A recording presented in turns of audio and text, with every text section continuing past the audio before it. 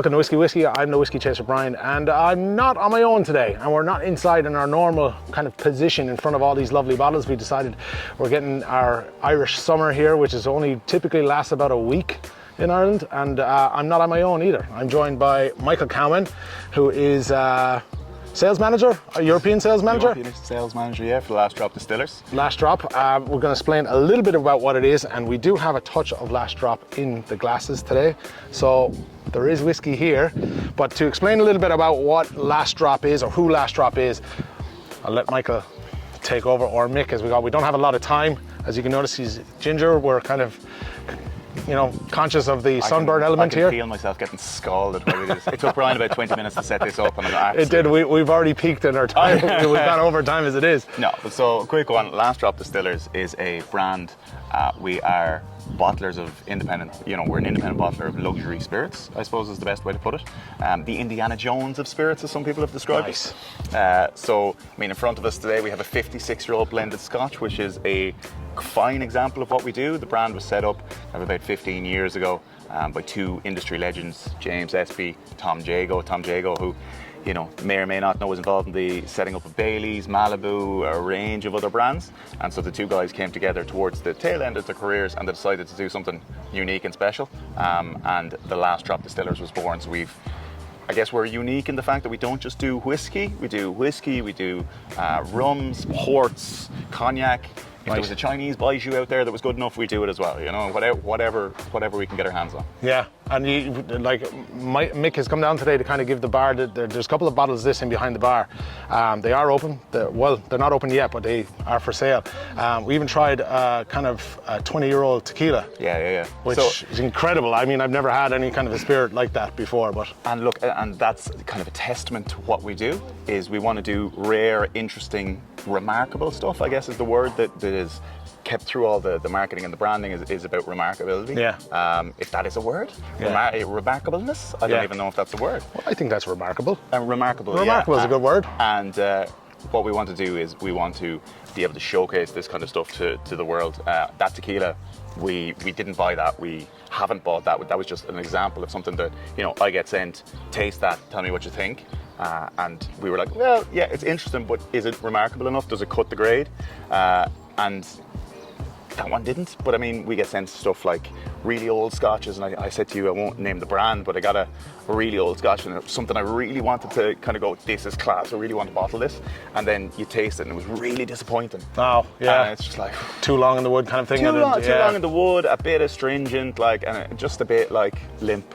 Whereas I would say this, the 56-year-old, that we have in front of us, the hallmark of this for me is fresh. Yeah. And I like to think everything we do is quite fresh. I mean, this has spent 56 years in wood, was blended as a 12-year-old, which is the kind of interesting thing about it. And then you're talking 30 years in sherry, 20 years in bourbon. And yeah, it's really incredible. Vibrant, really fresh, really fruity. I mean, there's a touch of kind of caramel and vanilla that you get with younger whiskies as well. It's quite complex. There's a lot of complexity going on there. So there's even kind of a little bit of stone fruitiness in there as well. But I think what was interesting, what you said about this, was that it was blended when it was 12. Yeah. You don't typically see that too often nowadays. No. You're kind of more, it's at the end of the line, blended, and then might be, or vatted, I suppose it would be, and it was more of an accident than anything. We won't claim any great genius, but it has still managed to be, it's at 47.2%, but it was blended as a 12-year-old and kind of just left there and forgotten about it. Yeah, crazy. And look, let's not get into all these, the casks are left there. Generally, we have found some stuff, we have one release that was genuinely found in behind a wall that was hidden from the Nazis. So they went out and they looked at the shed, this was one of the cognac releases, and they went out and they looked at the shed and they went, oh, the plans are different than the size of the shed, knocked down a wall, and here wasn't their casks cognac sitting in behind that had been hidden from the Nazis during the war. That's incredible, yeah. So that's that kind of quintessential, when I say the Indiana Jones of spirits, there is a touch of that about it. And it's not going to be found everywhere. It is a super premium kind of low bottle numbers and releases, and worldwide as well. So how many, this 56-year-old has what? There's 800 odd of that one. Worldwide. I mean, so in Ireland, I think yourselves here in Christies and one or two other places have it. That's about it, and it's not something that you're going to find everywhere. I mean, there's definitely some whiskies that we'd all be quite familiar with that, you know, could talk about rarity and whatever. But I mean, this is properly.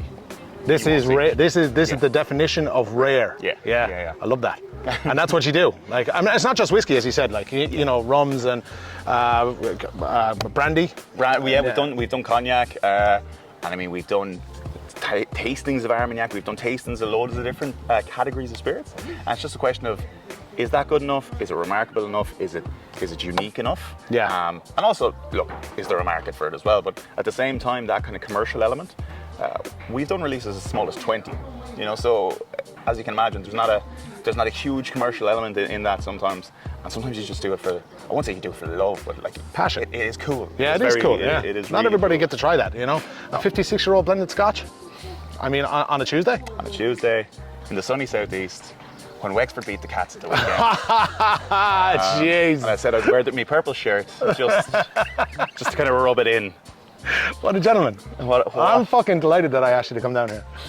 That's great. That's nice now. I wish we were still in the championship, but like, you know. I don't. Would you believe I'm a Kilkenny man, but I don't follow hurling. You must be the only one, I'd say. I'm a rare breed, yeah. I mean, if the hurling is on the telly and I go to the pub, it's to drink. That's all right too. That's all right it's too. Embarrassing. No. Thank you for putting it on camera, though. But I mean, Christies here has probably one of the best selections of Last Drop. I mean, they've a 1980 Buffalo Trace. They've one of our rare Japanese releases, which is from the Hanyu distillery, which closed distillery. They have the 56-year-old. They've the Colin Scott 50-year-old Scotch, and they have the Drew's blend as well, which is their American release. Drew's, yeah, we tried that actually inside. Now obviously we don't have enough to try on camera, but it was absolutely sensational. Lovely bourbon. So this one, just to kind of finish up. That's insane. Like it's so. The cool story. So Rebecca Jago, who's our MD now, she took over from her dad Tom, who sadly passed away.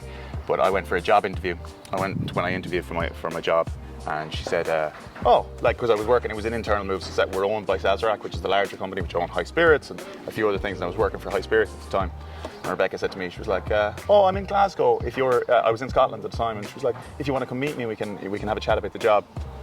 I went in and I sat down, and she pours out the 56-year-old for me. She said, that's kind of what we're about.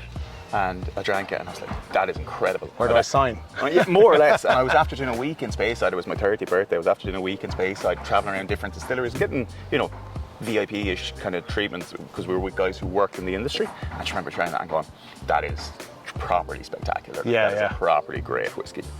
And I always say, whatever you can smell in this is probably there. Yeah, it's very complex. Yeah. Like to be able to pull what I would love to do is sit down with a bottle of it for a couple of hours, but obviously you can't do that. But there's loads of caramels, there's vanillas, there's a bit of stone fruit going on Touch there. Molasses even at the end, I think. You know? Yeah. Very rich, very decadent. Sláinte. Sláinte, man. Yeah. Thank you very much.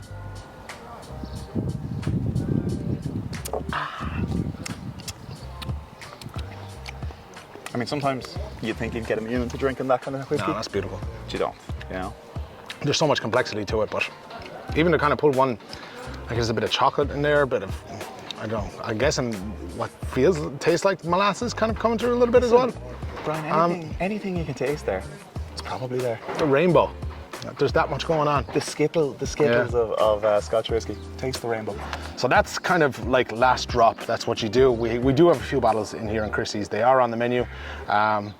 You know, it is a super premium brand, so they're super premium prices. But you know, if reassuringly expensive. Yeah. If you want nice shit, you got to pay for it. Mick, thanks for coming down. Yeah, I do appreciate the taste and all that, and thanks for the video and taking the time. Yeah, until we do another video. Sláinte. Sláinte, guys.